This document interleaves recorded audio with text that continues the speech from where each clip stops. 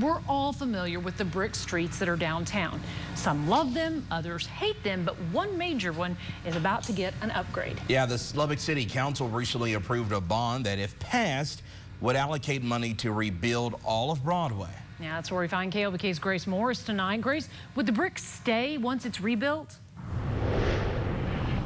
Terry and Matt, if the bond is passed, the plan is to replace the red bricks that you can see on the street behind me with either new ones or concrete pavers that look like bricks. But if the bond is passed, it's not only Broadway that this could affect, but some other streets around the city could see some improvements as well.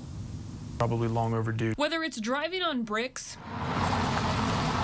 over potholes, or being stuck in traffic, we're all familiar with some of the difficulties of Lubbock roads, but a bond that was unanimously approved by City Council is looking to change that. It's a $174.5 million bond that would go to fixing 13 different streets around Lubbock by rebuilding or widening them. One of the main ones being on Broadway. But with the number of businesses and events on Broadway, it begs the question of would this new bond replace the bricks? It's kind of an iconic look for Lubbock. The bond proposing that new bricks or concrete pavers made to look like bricks be used when replacing the road. Sometimes not the smoothest ride if you're driving downtown, but yeah, there's a lot of history behind that. They've been there for almost 100 years now, maybe longer. But for some folks like Zachary Hermes, who works on Broadway, that news comes as a relief. I like the brick roads. I think it makes a nice historic look, and wasn't hurting anybody.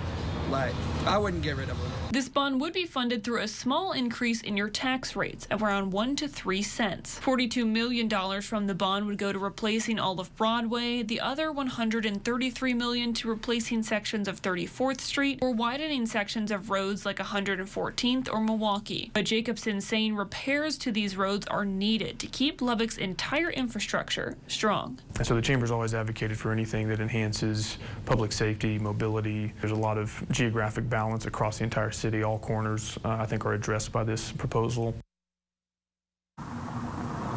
It's been 12 years since the last City Street bond package. This year's bond election set to happen in November. Reporting from Avenue V and Broadway, I'm Grace Morris, KLBK News.